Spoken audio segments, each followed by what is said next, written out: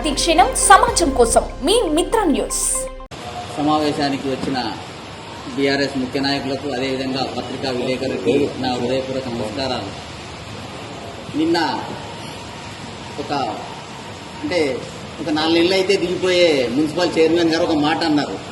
ఏమని అంటే, మేము టిఫిన్స్ తీసుకుపోయి భోజనాలు పెడితే ఇది రాజకీయం అని అంటున్నారు. మరి ఆయన రాజకీయం ఆయన చేస్తున్నాడా మేము చేస్తున్నామా తెలుస్తలేదు, ప్రజలకు తెలపాలి.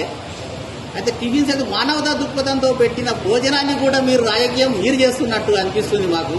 మీరు ప్రభుత్వంలో ఉన్నారు కాబట్టి మీరు దయచేసి అటువంటి వాళ్ళకి మీరు పోయి ఇచ్చిరండి. మీరు ఇస్తే మేము ఇయ్యం కదా. మీరు పోయి ఇవ్వకుండా మేము పోయి ఫోటోలు దిగుతున్నాము, అది చేస్తున్నాము, వీళ్ళు ఎంబడున్న వాళ్ళే చేస్తున్నారు అని ఒక పత్రికా సమావేశంలో చెప్పాడు. అయ్యా చైర్మన్ గారు, మీకు అధికారం ఉంది, ఎమ్మెల్యే ఉన్నారు, మీరు పోయి పెట్టండి. రోజు ఉదయం మధ్యాహ్నం రాత్రికి వాళ్ళకి పునరావాసం కల్పించండి. కానీ అనవసరమైన మాటలు మాట్లాడి ప్రజలని తప్పుదోవ పట్టిస్తున్నావు. నీవు నిన్న అన్న ఒక మాట, ఇప్పుడున్న బీఆర్ఎస్ నాయకులు ఏదో అలజడి చేస్తున్నారు. అలజడి మేము కాదు నాయన, చేసింది నీవు అలజడి చేసి కుంపటి పెట్టిపోయినావు ఇడా మాకు. అంటే గతంలో అమరేందర్ రాజు అనే ఒక మాజీ మున్సిపల్ చైర్మన్ వారికి కుంపటి పెట్టి నీవు బయటికి వెళ్ళిపోయినావు. ఒక ఎదిరేలా ఒక మా సామాజిక వర్గాన్ని ఒక వ్యక్తిని కొట్టి చనిపోయిందని చెప్పి వెళ్ళిపోయి అలజడి చేసి ఇట్లా చేసి మమ్మల్ని ఇడిచిపెట్టి, అప్పుడేమో మేము గుర్తుకొచ్చిన మంత్రి ఉన్నాడు కనుక మా ఎంబడి ఉన్నావు, మా నాయకుని అండదండలు అవసరం పడ్డాయి. ఈరోజు నీవు అవి అన్ని తీరిపోయినాయి కాబట్టి పక్క దారిన బట్టి వెళ్ళిపోయినావు. నీవు రాజకీయం చేసేది నీవు. ఇంకొకటి చిన్న విషయం ఏంటంటే, మేము బీఆర్ఎస్లో ఉన్నామని చెప్పి మా వాళ్ళ పనులు కూడా చేయడం లేదు. మా కౌన్సిలర్లకు ఏమి ఇవ్వడం జరగడం లేదు. ఎందుకు చేస్తున్నావు అనేది అడిగితే, నేను అన్ని వార్డులు అందరికి సమన్వయం అని చెప్పి తిరిగినావు. ఏం చేసినావు చెప్పు. జూలై 15 తారీఖు నాడు స్టోన్ పెట్టినాం, మేము ఇంతవరకు ఓపెన్ చేస్తలేవు.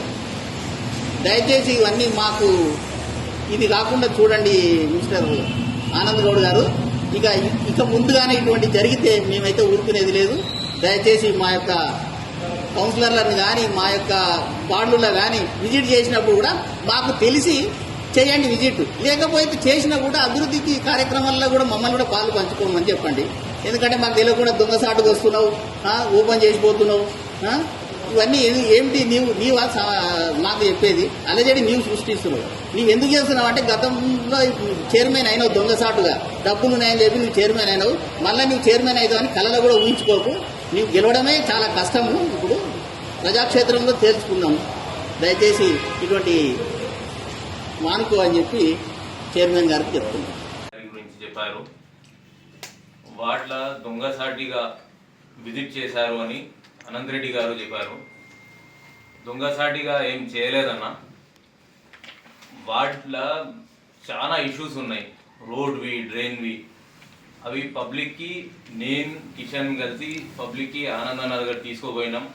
పబ్లిక్ కూడా ఇండివిజువల్లీ వార్డ్ పబ్లిక్ ఆనందన్న దగ్గర పోయి అప్రోచ్ అయిన ప్రాబ్లమ్స్ ఆయన ముందరే చెప్పినారు. అది తీసుకొని ఆనందన్న ఒకసారి వార్డ్కి విజిట్ చేస్తా అని చెప్పినారు. అప్పుడే ఇమీడియట్ కాదు, ఒక 3-4 డేస్ తర్వాత పక్కల వార్డులో విజిట్ చేస్తుండే, పాల్గొండ వార్డులో. అప్పుడే మా వార్డులో వచ్చారు.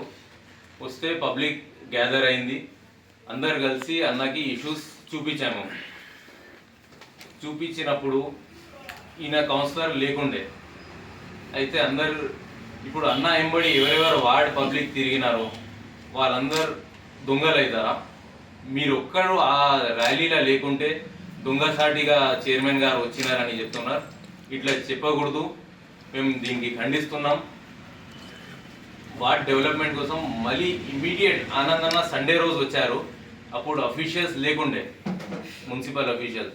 ఇమీడియట్లీ సెకండ్ డే మండే రోజు మున్సిపల్ ఏఈ గారిని ఫోన్ చేసి చైర్మన్ సాబ్ చెప్పారు, కౌన్సిలర్ ఆ రోజు అబ్సెంట్ ఉండే, మీరు పోయి కౌన్సిలర్తో నాకు కాంటాక్ట్ అయ్యి కౌన్సిలర్కి పిలుచుకొని ఏమేం వర్క్స్ డ్యూ ఉన్నాయి దాని గురించి చూడాలని చెప్పినారు. ఏఈ గారు వచ్చినప్పుడు ఇప్పుడు ముందు రోజుది మేమందరు తిరిగినాం. ఇది ప్రజలది వార్డ్ విజిట్ ఇది.